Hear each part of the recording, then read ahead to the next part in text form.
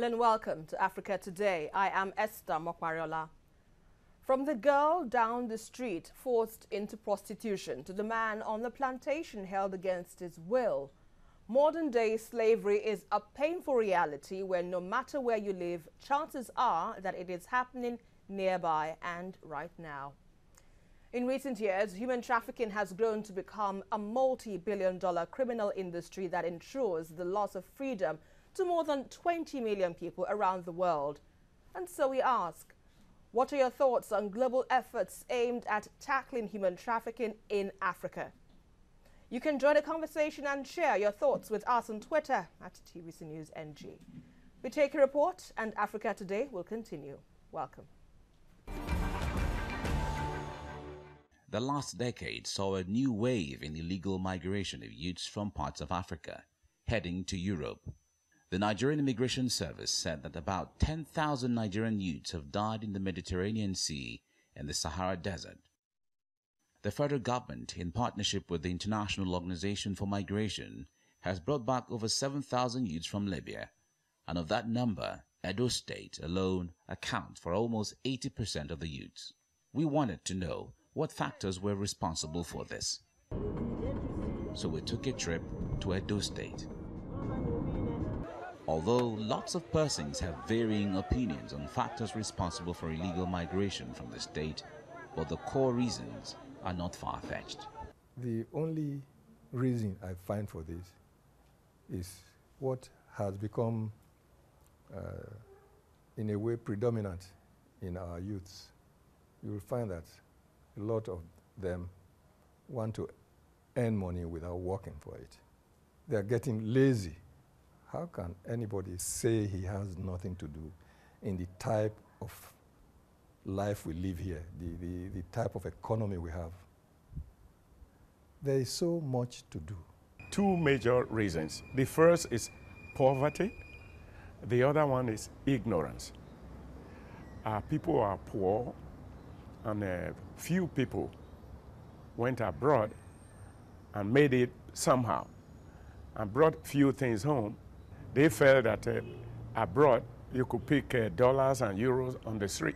Traffic syndicates are responsible for the thriving and sustenance of illegal migration, and governments in Africa have made several moves to address the trends, but have not recorded much success. But perhaps one of the most decisive and effective measures taken by any institution on the continent yet is that by the Oba of Benin Kingdom in southern Nigeria. Omodobanedo Ukuakbolokbolo Eware II, the king decreed to place curses on traffickers if they continue in these activities. And going forward, all native doctors are to refrain from administering oath of secrecy on intending travelers. In consonance with the Oba's decree, the House of Assembly passed a bill setting up a task force against human trafficking. It is expected that the Oba's decree, coupled with a new task force against human trafficking in partnership with NAPTIP, will help curtail illegal migration.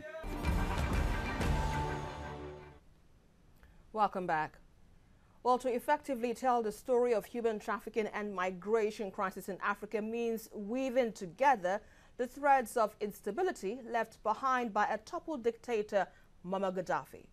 Well, this situation has created a hub for smugglers, a wasteland for terrorists, and a marketplace for traffickers. Well, joining me now on the show, I have Anatomy Mighty, former UN Youth Representative for Africa and policy expert.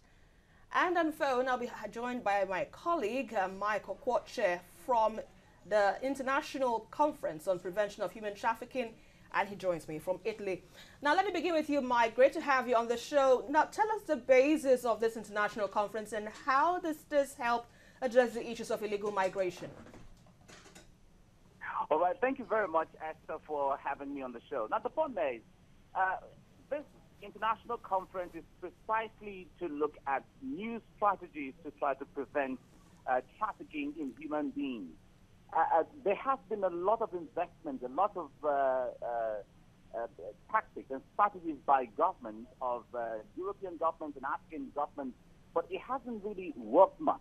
So they decided, let us take this a little further beyond the government. So they have to they had to call NGOs and individuals who have been working differently in Nigeria, in the source countries, in Ghana, in Gambia, in Cameroon, in Senegal, and then as well as the frontline states like Spain and Italy, Malta, and several other European countries, so that they can come together and map out new strategies on how to tackle human trafficking. That is what this conference right now is all about. And the last 3 days, we've been putting heads together.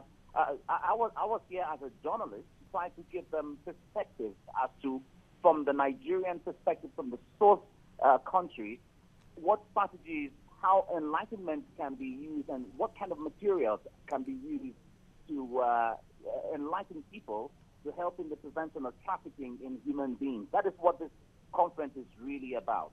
All right. Now, with what you've just enlightened us about what the conference is about, how much of these deliberations do you think will make any meaningful impact to communities or countries that are usually prone to illegal migration? Yeah, it's quite strategic. Nice question. Now, the point is, there are NGOs and individuals that have been working with directly with victims of trafficking. And from home, those who have, like, for instance, I've been to Benin several times, I've been to Delta State several times to connect with people as to the families and some of the reasons that push people away, the push factors, getting to understand these. Now, government have policies and so on, but the NGOs and individuals are the ones who connect with the people one-on-one and directly. And sometimes government needs NGOs and individuals who are going to be on ground to work with these people, know what their problems are, and all of that. So this is going to take the strategy a little further in trying to meet with these people, know what they want, know what they need, and see how they can rehabilitate them. For those who want to be rehabilitated, getting here, I got to know that there are people, some of them who want to go back home to Nigeria, and how they can connect with the right agencies to get back to Nigeria without being victimized, without being dehumanized, and all of that. So we're looking forward to coming up with tangible strategies, because the idea now is responsibilities are being given out. Responsibilities are given out to NGOs, to individuals. You handle this, you handle that, and you handle this, and all of that. This international conference is backed by the European Union and other international organizations. So it's going to go a long way in tangibly handling some of the challenges that we have been facing. All right, my colleague there, Michael Kwacha, bringing us up to speed on the conference holding in Italy on illegal migration. Thanks a lot, Mike. Now let's quickly come to you now. Abayomi Maiti, former UN Youth Representative for Africa. Hours ago, in reports we just heard, about 2 boats carrying migrants capsized off the coast of Djibouti, and these boats sank just a few minutes after taking off. And this is due to overloading and heavy swells. Bodies have been recovered. 16 survivors were found. But in all of this is journeys where people know that it's dangerous. They are fully aware of what is to come, but they still go about taking this illegal route to get to greener pastures. Why do you think, or what do you think could be the driving force? Yeah, well, to start with, I don't think they are aware of what they are going to experience before they venture into it. And that's one thing that we have to really clarify there. Right. Many of them actually never have an idea of how very dangerous it is. It is just in recent times that, and that's about 3 years from, like it started about 3 years ago, that people started speaking a whole lot about it. And because most people that come back from, these countries, they call them returnees. Many of them do not want to actually talk because of the stigmatization that is attached to it and all that. So most of them do not really have an idea of what they are going to face. It's when they actually get there that they will discover that this is actually more like a slave trade. It starts first with a lot of enticement, telling them that when you come, you are going to actually, you're going abroad, you're going to get a job. In fact, the very day you get there, you're going to get a good house and you're going to be so okay. So a lot of people actually fall for that. So I still think it still boils down to ignorance, a whole lot of ignorance. Because do you think ignorance? Because from what I understand, some of these migrants or illegal migrants have knowledge, perhaps, of what it is to come. They don't. I can tell you that they don't. Really? Yes. You see, we need to understand the connection here. Okay. We are aware of what has happened to a whole lot of people. These traffickers are extremely smart people. They know their catchment areas, and they don't bother to go to people where they know how to know the person that already knows the danger of irregular migration. I wouldn't call it illegal migration. But we have reports, daily, because this is, stories that gets to be seen on international news media, that people who use... That's what I'm saying. They have their catchment areas. They know where to talk to. They know... I'll give you a practical example. Just a few days ago, I was somewhere, and some two guys came in and bought drinks for everybody. So, and I, of course, being that I have experience in recognizing traffickers, the moment they came in and bought drinks for everybody, they just started talking about abroad, and they started talking about the fact that there is enough job, there is everything and all that. And before you know it, about 6 persons were already saying, "Bros, can you please help me?" I said, "Yes, I can help you. That, but we can't discuss here. We'll talk later and everything." And immediately they left. I just sat all of them down and I said, "I've been to a whole lot of countries, and I can tell you there is no free anything anywhere in the world. You have to first understand whether you are needed in the country or not. There is no country you can't go to." I think we need to first demystify that concept of traveling out, because a lot of young Africans just want to go to Europe without having the understanding that, yes, they can go to Europe. It is your right to migrate. That is why I don't join them to call it illegal migration. I call it irregular migration. It might not be the right way to migrate. We are all migrants. We have every right to migrate from one country to the other. But they need to know first that, yes, it's your right to migrate, but you need to understand whether you are needed there or not. Now, if you want to really migrate to that country, you need to understand what that country needs and see if you have the skill, to give to that country. It's very important. So on that note, a lot of our young people will really understand. But to tell you that they already know what they were going to face before they get trafficked, no, they don't. I can tell you that. Let's quickly go on a short break now. When we come back, we'll have more discussions on this issue that concerns migration in Africa. Stay with us. Welcome back. Now, to discuss this matter further, we have our guest with us, Abayomi Mighty, former United Nations Youth Representative, and we've been discussing Africans who have been sold out into slave market, which is said to be springing up across North Africa, where people are being sold for as little as $400, equivalent to one person in exchange for 2 laptop computers. Well, the migrants are often mere breathing commodities placed on a cargo waiting to be shipped across the Mediterranean Sea. Now, Mighty, from what you said earlier on, that some of these migrants aren't aware, of the dangerous routes or journeys that they will undergo. But how do you explain those who have been deported? For instance, take what happened in Libya last year, where some Nigerians were brought back home, and some say if they have the opportunity, they will go back again. How do you, unravel such behaviors, knowing that they were maltreated, they were taken as slaves, they were even sold for as little as $400? How do you explain that? Well, to start with, I think I would like to talk about 3 types of poverty. The poverty of the pocket, the poverty of the mind, and of course the poverty of hope. A lot of our young people have what I call the poverty of hope, and they don't really have hope in any form of good governance, in Africa. And as a result of that, they wouldn't mind to actually risk their lives to actually leave the shores of Africa. I think that might actually play a key role in the, in forming that kind of mindset that regardless whether they are deported or not, they want to still go back. And there is another way. You see, this concept of trafficking is so huge. The deception is deep. Some of these traffickers might even tell them the only reason that thing happened is because you actually didn't do this, you didn't do that. Maybe by the time you try again and you go through this way. It's so deep. And that's why for an industry, an illegal industry that's about $32 to $34 billion annually, that's a huge one. And that's to tell you that there's so much intelligence that is put at work here. So a lot of these young people do not really have faith in their countries. So by the time they are back, they're still thinking, because now what was there before they left? Now that they are back, what's the plan for their rehabilitation and all that? These are issues that we need to actually look into before we actually begin to say maybe what they're doing is wrong or not. I don't want to blame any young person.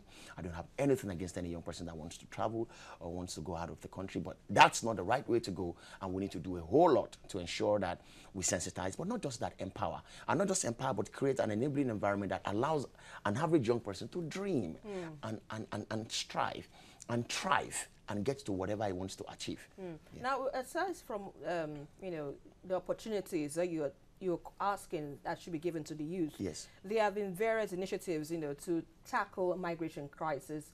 We have issues of a cap limit placed in European countries, and of course some doors wide open to migrants and all of that. But still, the issue, like you rightly say, is that's migration. Everyone is allowed to migrate, and it still stares us in the face in terms of the process where people leave their country through dangerous journeys. Now, what will you say isn't being done enough now to curtail the way how people leave their countries? Or would you say it's the fault of the government? Would you say it's the fault of the international communities? What exactly would you say is the fault here for these dangerous journeys to thrive? Yeah, well, to start with, people move from one place to the other for one reason or the other. But in the case of Africa, we have endemic poverty. And of course, in recent time, that Nigeria was declared to be the poverty capital of the world, which is very sad news to us. About 86.9 million people living in extreme poverty. Now, that still means some people are still living in poverty, but might not be in extreme poverty. So that's a whole lot. That's about 50% of the population living in poverty. So that could be a major reason for people moving here and there. But what I feel needs to be done the more is we need to look into ensuring that the people really have a good livelihood. It's very important. A lot more social-driven programs from the welfare perspective. Government needs to begin to look into areas where they can inject so much money into local commerce and industry, not necessarily doing so much of this big investment, but local commerce and industry, small loans, credit facility for small petty traders, especially in the rural areas. We need to begin to look into those into these areas. We need to intensify development, especially in the area of local commerce and industry. I'm laying so much emphasis on that because when we empower so much people, especially the petty traders, they might be able to maybe put good food on the table. Then we should also do what I call vivacious, sensitization program to let people know. At the international level, I think we need to work on the areas of the migration processes. Some of these migration processes can be so tedious. I'll give you a practical example. About 2 years ago, I was turned down. I had a conference in the United States, and I was turned down. And I was stunned, really, because there was absolutely no reason why I shouldn't be allowed, be given the visa to go. I was just going to go and come back after 4 days. I love my country. I'm enjoying myself here. I'm one of the, let me use the word, one of the few people who managed to get to a privileged, position, working very hard, So, but I was really surprised, and this is the story everywhere. So, if people like us that have good businesses and we're doing well with our finances are being turned down for whatever reason, so what happens to actually an average young person that just want to seek an opportunity? So, the international community, yes, we have to really look into that direction and see how we can reduce the stringent rules that are being put in place to All right, I understand I still have my colleague on the line, Michael Kwacha. Mike, going forward now, what are we to expect from the conference? Right now, there has been some money pledged by the European Union. About 6 billion euros have been set aside to assist various countries, especially the frontline countries, on how to help tackle and rehabilitate irregular migrants.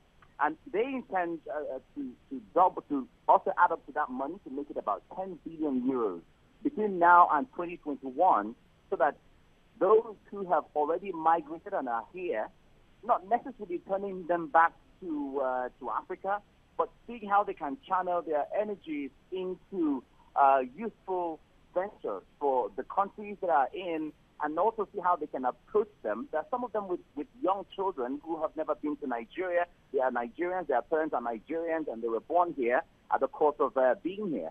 And because of these children and others who are ready to stay, they've decided, how do we help those people instead of turning them back? So going forward, we expect that there's going to be a new approach to getting these people to become citizens of the European Union, and then seeing how they can be treated as human beings first, before you think about whether they are Africans or they're from wherever they're coming from. So that is what this conference is about, and that is what it is meant to achieve at the end of the day, so that everyone is better off at the end of the day, for the children coming up and for those who have migrated, the young people who have migrated here, so that the country here can benefit from the energies and skills and profession of whoever has whatever that is coming from Africa. So that's the main idea now. All right, my colleague all the way from Palmo International Conference on the Prevention of Human Trafficking in Italy, Michael Quache, thank you.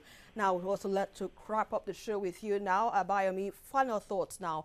Where do we take this from here?